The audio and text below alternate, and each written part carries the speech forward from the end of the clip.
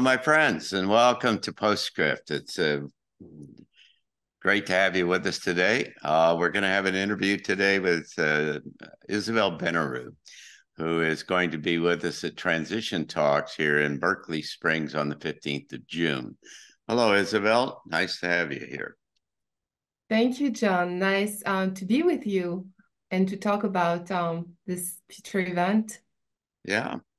Well, we're very much looking forward to having you with us and hearing a little bit about what's on your mind here today. But maybe for those of our audience who are not familiar with you, you could take about 3 minutes and tell us a little bit about your background, where you're coming from.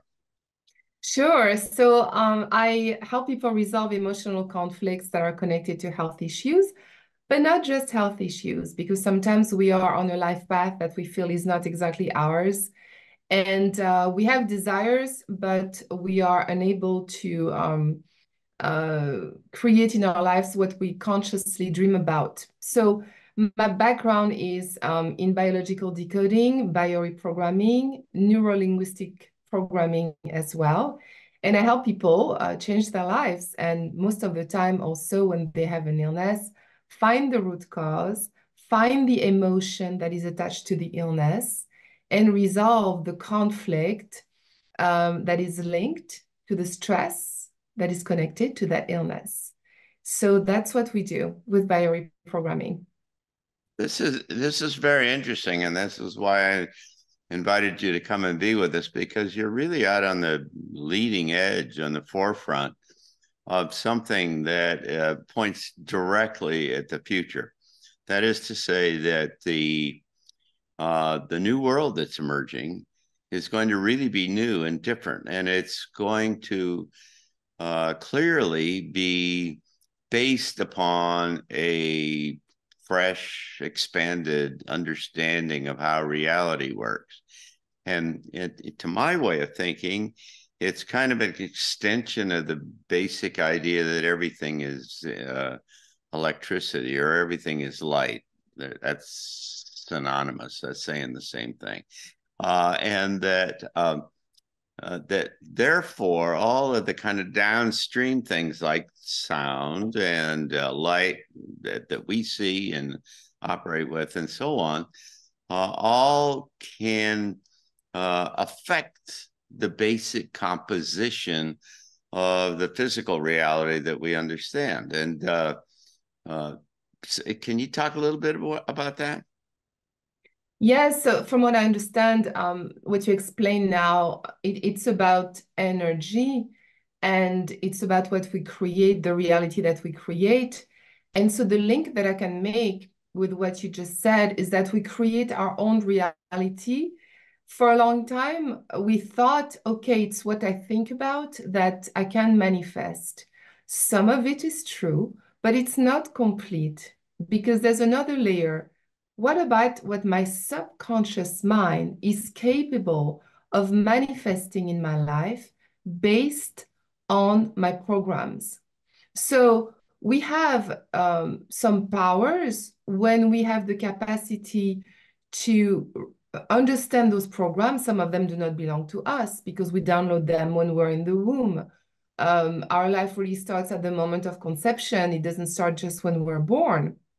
And so, yes, we create our reality when we focus on something. Everybody went through that. I think about something intensely, and then it happens in my life, positive or negative. Now we studied how to stay positive and to think about what we really want in our lives. That has some power. But sometimes we want something, we have the talent for it, we know how to focus on it, and it's not happening. And even sometimes the opposite of that is happening. And that is when there is a subconscious program that's hidden that will override my conscious desires. And that's when you know how to work on it. So that's, part of what we're going to do on the 15th, June 15th. We're going to work on those programs that sometimes do not belong to us. What were the desires and projects of mom and dad when we are in the womb, and how is that affecting us? How is that being translated in the coding of our cells, in the coding of our subconscious mind? And how is that going to play out in our lives in terms of attracting circumstances and in terms of us creating a reality sometimes that we don't want. So we can learn how to undo that and create what we want.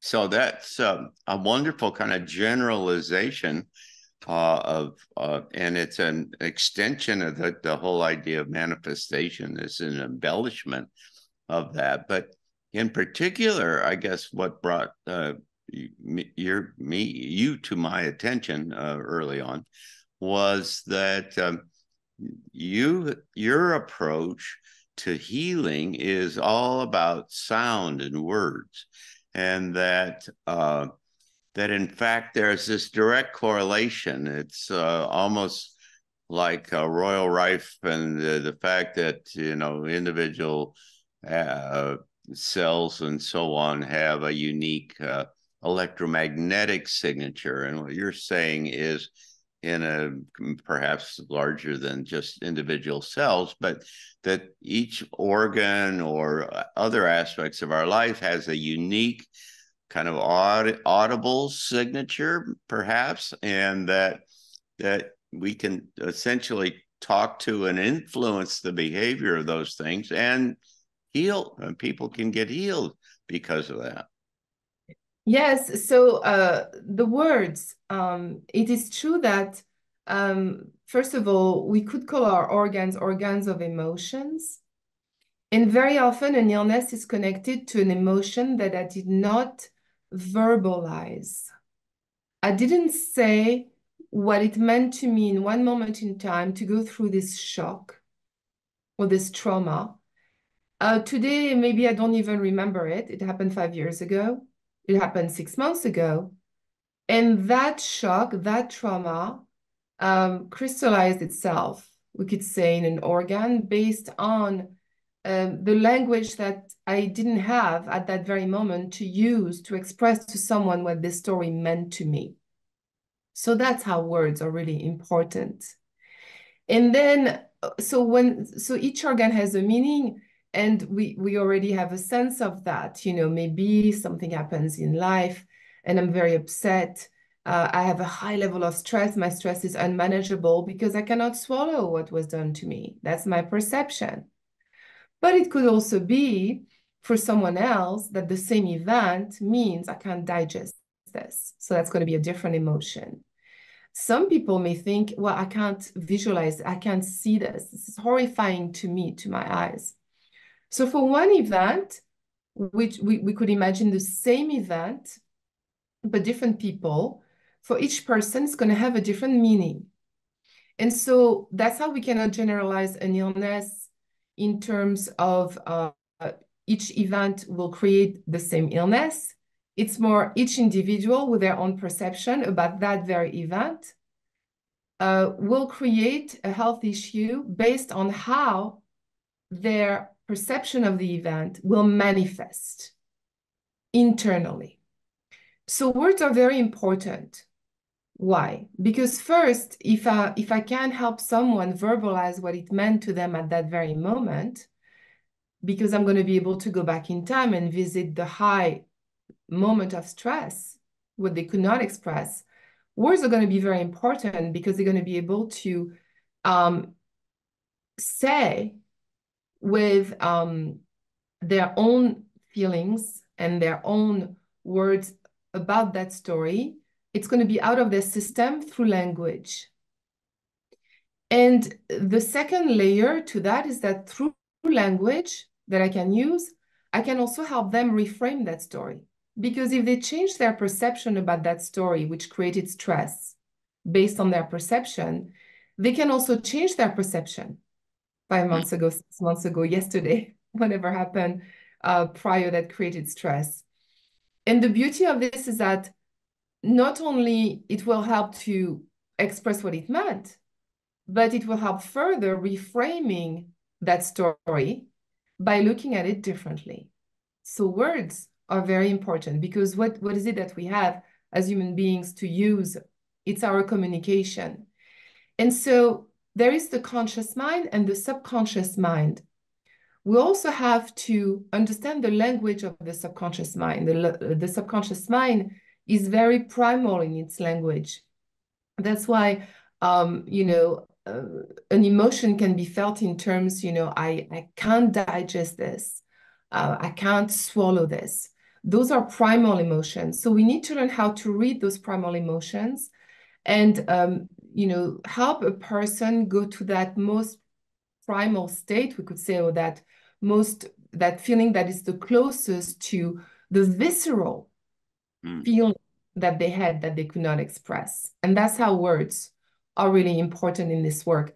Also, um, participants will see that if I start talking about my illness, even if I don't remember exactly what happened that created it, it could be someone who has, chronic gastritis, or it could be even MS.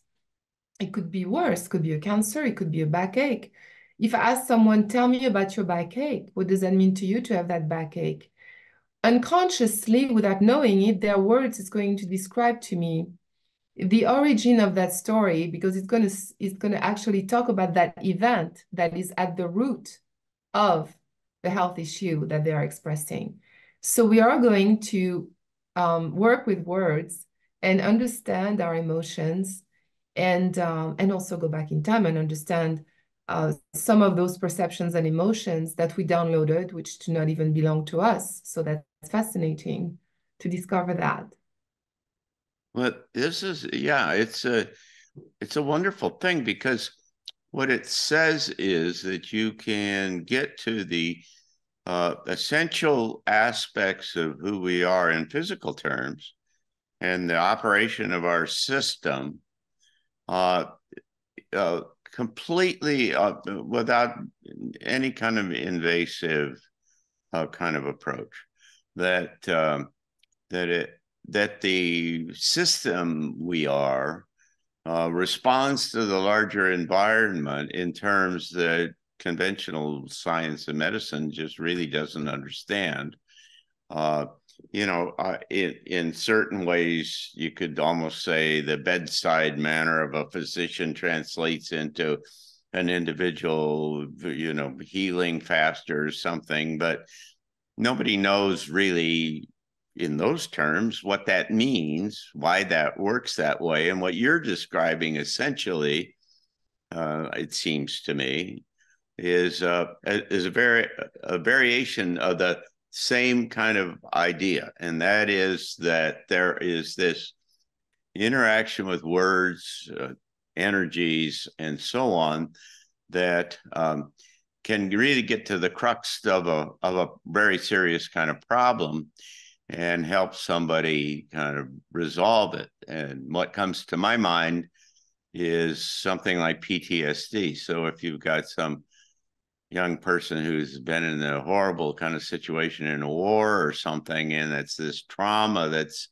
kind of embedded itself in different places in their body, and they then carry it for months and months, if not years later, all at the time, that there's a method here that you're talking about where you can access that and start to resolve those kinds of problems, right? Right. I like that you mentioned, the doctors, and it's true that we often go to the doctor and we feel reassured when they say it's not a big deal, what you have after a test, or it could be the opposite, it could be very bad news. So that there is, of course, on the bedside manner, how a doctor is going to talk about what he's finding. And there's also a level that's interesting, is to think, well, what is the origin of illness? Because traditional medicine maybe will not explain to someone, actually, you had a stress. That stress was unmanageable for you in one moment in time, and your biology adapted to that stress through an organ by expressing a solution, metaphorically, in one of your organs. So that will not be, said during a doctor's consultation, because it's a different paradigm.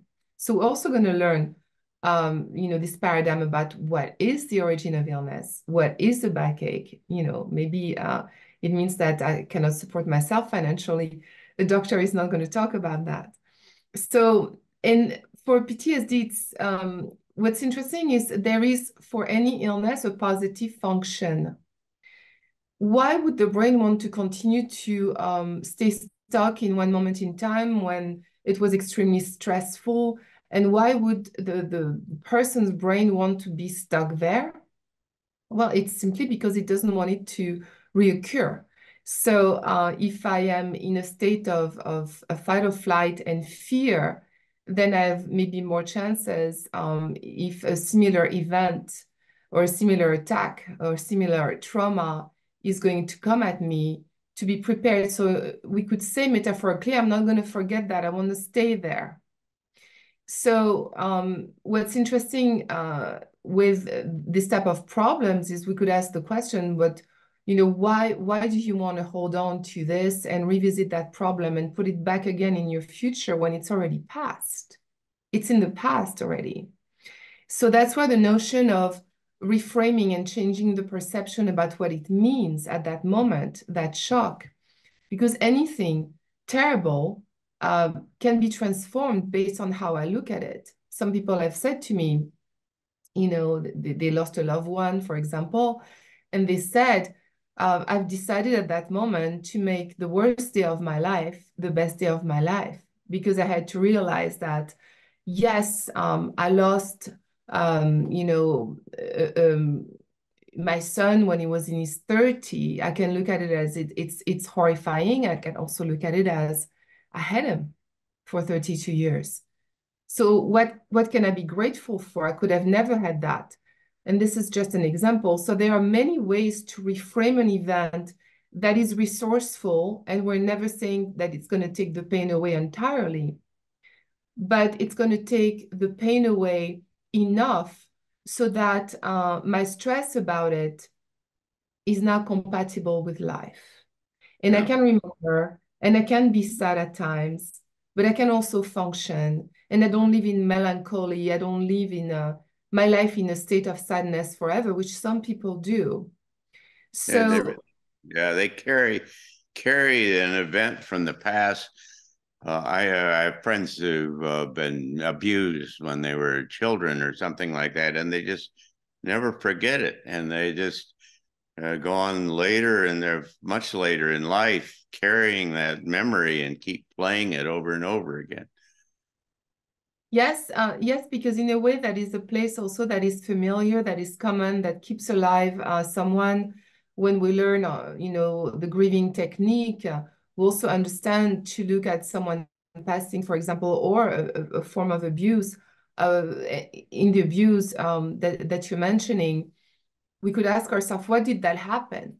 Why did that happen to you? What is the program in your life, unconscious program that attracted that in your life? When you understand that it's based on programming, it's a big relief, because maybe, it's no longer exactly my fault because I deserve punishment or I did something wrong or I'm cursed. It's more where I had a program in me that attracted a situation like that. And if I understand it, what we understand all of a sudden takes a different color. It becomes something different because now I have a completely new understanding about its meaning. When I changed the meaning, I changed the experience that I went through. Well, that certainly was the case in my life because as I thought back about different things with my parents and so on, I came to the conclusion at some point that even though at the time I found it quite bothersome and inconsistent and had ethical issues and any number of other kinds of stuff with specific events, in retrospect, as you look at it, you say he was doing the best he could at the time. I mean, he didn't know any better. When you look back to my grandparents and to their life and how he grew up, you can understand perhaps why he didn't have the kind of skill set or the tools that I've gotten from going through college and the different experiences that I've had. And so when you let that go, when you decide you're not going to be judgmental about any of this thing, there isn't anything you can do about it. And you don't know why anybody was doing what they were doing, and particularly, and and who maybe they had the best intentions and they just didn't know any better. I mean, that then suddenly frees you up amazingly to not carry any of that stuff around. It doesn't do any good. There's no reason to do that.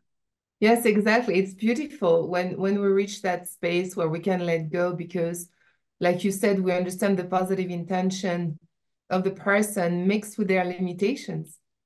It's a combination. And especially parents, the more we forgive our parents, the better because they live in us. We're, half mom, half dad.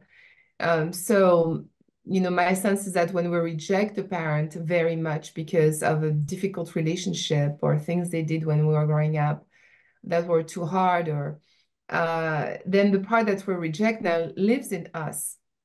So it's important to attain that level that you described, which is really beautiful. Like actually, I realized that based on their upbringing, they couldn't do better. I Right. can do better. They couldn't do better. So what am I going to do with that? And then a sense of, the forgiveness comes in. Well, Uh, and you also have to forgive yourself in the middle of all of this too, yeah. because I think back about our experiences with raising our son and so on, and there were clearly some events that happened that I wish hadn't happened. I now would have done things quite differently than I did at the time, but it was kind of the best thing that I could think of at the time. But you don't want to carry that stuff around with you. I mean, this is a kind of an argument from a futurist about the future, to say that you got to not worry about all that stuff in the past. Don't carry that all with you because you get a chance, as you said earlier, to have the best day in your life going forward now because you can change and influence everything in the differently and live some and be somebody different in the future than you've been in the past. Yes, yes, exactly. I mean, what you're describing is so as a dad, you can remember certain things and to forgive ourselves. Yes, because if we didn't, that would mean that we do not allow ourselves to believe that we evolve, and we're not the same people than a week ago. So of course, for I think forgiving ourselves and understanding some lessons, which making us grow, of course. We're not here Yeah, to be we're not here to be perfect. yeah, I know. It's so this is really quite interesting. So tell me, have you thought at all about how you might theoretically approach or present or prepare yourself for a time coming in the future where there would be a great deal of uncertainty and chaos and such, which almost certainly is going to happen in the next months and years as we transition toward a new world. How do you kind of set yourself up to be able to effectively kind of deal with uncertainty at scale? Yes, so we can all worry about things. The positive function of the worry for me is okay. Maybe there are some elements of preparation that I need to think about. Uh, and at the same time, there are things that we will not be able to control. So I'm learning to let go of worrying about things that I will not be able to control, that I cannot control. So what is it that I can control? And for me, it's evolution, getting better, working on myself, my soul, growing. So that is something that I can control. So if things go bad in the world, maybe I will be stronger if I'm well prepared emotionally and spiritually. So, the spirituality is very important for me related to that. And on a more practical level, anything that I can learn that I think would be useful in the future, I'm going to learn it. And that's my way of looking at it. Now, we don't have a crystal ball. We never know exactly what can happen. And we could also create a belief system that there is also a chance for something positive to happen at the end of it all that we will be here to witness. So that's a nice thought, and that's something that's uplifting. So I like to go there too. During COVID and all those those months, I had moments of fluctuation, but it made us stronger, didn't it? I think so. I don't know exactly. It made me frustrated, that's for sure, for a while. I think that going into this uncertainty in this future, that one of the things you have to do is you have to have this kind of trust and belief that the system is benign and loving underneath, and that we can access it and benefit from all of this, and not just get swept downstream by all of the horrible things that may or may not happen. I also think that you need to have a vision of a future and where you're going and where you'd like to go, and so that it's not just an untethered, uh, walk into the middle of a jungle where you have no idea where you're going, or even what you're going, where you're going. In this particular case, what we need is to start to build an image, a vision of a new world that then starts to say, no matter what all is happening here, we can point it off and go in a new direction. And it gives focus and direction. And if you get a number of people doing that, then you get entrainment. And so then you get kind of the manifestation function comes to play. And you can start to build a new world. And that's what we're trying to do back here at the Arlington Institute. Yes, it's we had that conversation when we met last time, that's what you want to create, and I think that's wonderful, because as a collective unconscious, we certainly have power. If we look in the same direction, we can influence things, So yes, I think it's individually also to have our own personal goals and to not be deterred by what's happening in the environment and slow down based on things we don't exactly know, and to stay focused, on everything we want to create individually and collectively. Yeah. Yes. Yeah, it's a wonderful opportunity. I mean, we can literally almost have the responsibility, it seems to me at least, to create a new world and to build some wonderful new possibilities of environment and context and civilization, literally almost. And so never before, in at least recorded history, has anybody really had the opportunity to do what we have the chance to do now. And so it's a really big deal, and it's really important. Well, it's wonderful to talk to you, and I'm glad you found the time to stop by here for a little chat. Yeah, and you're gonna be here on the 15th of June, right? Yes, I am. I am. Yes, we're going to have a really good afternoon. It's a Saturday, and we usually start at about 1 o'clock, and we go till about 5. So it's a solid 4 hours worth of very provocative and interesting kind of things about this emergent new world and how you can see yourself and understand yourself in this expanded awareness of who we are and what the world is and the environment that we live in. And so we're really looking forward to having you with us. We're going to have a good time. Yes, And we are. Thank you yeah, so much for the invitation, John. It's yeah, I'm it'll be excited. fun. And for those of you who are viewers, you can find out everything about this event at transitiontalks.org. We do it here in Berkeley Springs, West Virginia, our little resort town. It's just down the road from Washington and Baltimore.